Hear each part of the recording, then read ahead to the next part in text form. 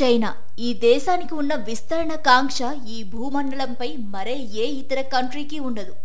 ముఖ్యంగా సరిహద్దు దేశాల నేలలోని ప్రతి భూభాగం తమదేనని బిర్రవీగే దుర్బుద్ధి చైనాది. మరోసారి అదే నిజమని తేలింది. చైనా సుమారు 38,000 చదరపు కిలోమీటర్ల ప్రాంతాన్ని ఆక్రమించింది. దీన్ని తమ కొత్త హేయాన్ కౌంటీలో కలిపేసింది. ఈ ప్రాంతం ఆక్సాయ్ చిన్లో ఉంటుంది. చైనా ప్రభుత్వ నియంత్రిత వార్తా సంస్థ షిన్తువా ఈ సమాచారాన్ని ధృవీకరించింది. ఓవైపు మాట్లాడుకుందాం అంటూనే చైనా దొంగ దెబ్బ తీస్తుండడం అత్యంత దుర్మార్గమైన విషయం. ఇదంతా చైనా సామ్రాజ్య కాంక్ష, ఆక్రమణ కాంక్ష. ఇది ఎవరూ కాదనలేని పచ్చి నిజం. అయితే ఒక్క నిమిషం ఆగండి.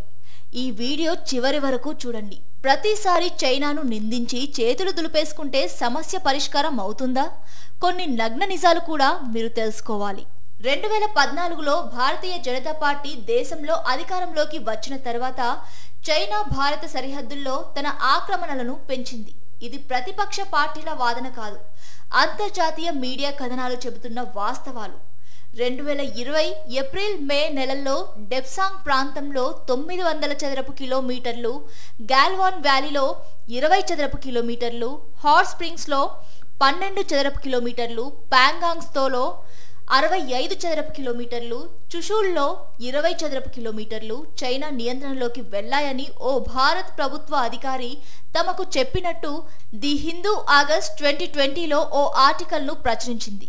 ఆ తరువాత జూన్ 15న జరిగిన గాల్వాన్ ఘర్షణలో 20 మంది భారత సైనికులు మరణించిన ఘటన మీకు గుర్తుండే ఉంటుంది.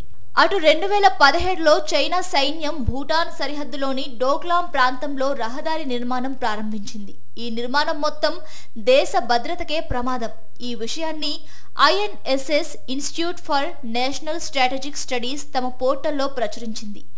ఎకనామిక్ టైమ్స్ 2021 రిపోర్ట్ ప్రకారం 2020 వరకు లడఖ్లో సుమారు 1000 చదరపు కిలోమీటర్లు అదనపు ప్రాంతాలను చైనా ఆక్రమించుకుంది.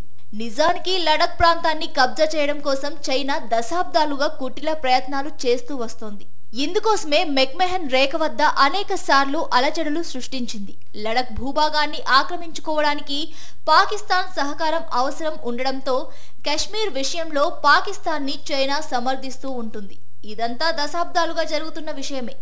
అయితే గత 10 ఏళ్లలో చైనా సరిహద్దుల్లో చాలా అడ్వాన్స్ అవుతుండడం వెనుక ప్రభుత్వ వైఫల్యం కూడా ఉందంటున్నాయి ప్రతిపక్ష పార్టీలు. వాస్తవానికి భారత్లో అంతర్భాగమైన అరుణాచల్ ప్రదేశ్, అక్సాయ్ చిన్ లాంటి ప్రాంతాలే తమవేనని చైనా గతంలోనే మ్యాప్ను రిలీజ్ చేసింది. ఈ 2 ప్రాంతాల్లో పాటు లడఖ్లోని పలు ప్రాంతాలపై చైనా కన్ను ఎప్పుడూ ఉంటుంది. మరి వాటిని రక్షించాల్సిన బాధ్యత ఎవరిది? చైనాకు అడ్డుకట్ట వేయాల్సింది ఎవరు? నోటి మాటలతో చైనాపై విమర్శలు గుప్పించడంతోనే సమస్య పరిష్కారం అవుతుందనుకుంటే మరి ఇప్పుడు ఏకంగా 38,000 చదరపు కిలోమీటర్ల ప్రాంతాన్ని చైనా అంత ధైర్యంగా ఎలా ఆక్రమించుకుంది? 2005లో భారత్ చైనా మధ్య సరిహద్దు వివాద పరిష్కారానికి ఓ ఒప్పందం కుదుర్చుకున్నారు. ఈ డీల్ పేరు political parameters and guiding principles for settlement of the boundary. ఈ ఒప్పందం ప్రకారం 2 దేశాలు కొన్ని కీలక ప్రాతిపదికలను అంగీకరించాయి. సరిహద్దు ప్రాంతాల్లో నివసిస్తున్న ప్రజల హక్కులను, భద్రతను, ప్రయోజనాలను కాపాడడం ఈ ఒప్పందంలోని కీలక అంశం. అయితే సరిహద్దు ప్రాంతాల పేర్లను మారుస్తూ అవి తామేనని క్లెయిమ్ చేసుకోవడం, సరిహద్దు వద్ద కొత్త కట్టడాలు నిర్మించడం లాంటి పనులతో ఈ ఒప్పందాన్ని చైనా ఎప్పుడో ఉల్లంఘించింది, ఇంకా ఉల్లంఘిస్తూనే ఉంది. మరి ఇంతకాలంగా చైనా ఇలా చేస్తూ పోతుండడాన్ని ఎలా అర్థం చేసుకోవాలి? చైనా ఆక్రమణలను ఎదుర్కొనేందుకు సమగ్ర వ్యూహాన్ని రూపొందించాల్సిన అవసరం ప్రభుత్వానికి లేదా? చైనా ఏదో ప్రాంతాన్ని ఆక్రమించుకుందని ప్రతిసారి అంతర్జాతీయ మీడియా చెప్పడం, శాటిలైట్ చిత్రాలు బయటపడడం ఇవన్నీ తప్పుడు కథనాలని చెబుతూ కేంద్రం రియాక్ట్ అవడం సర్వసాధారణంగా మారిపోయింది.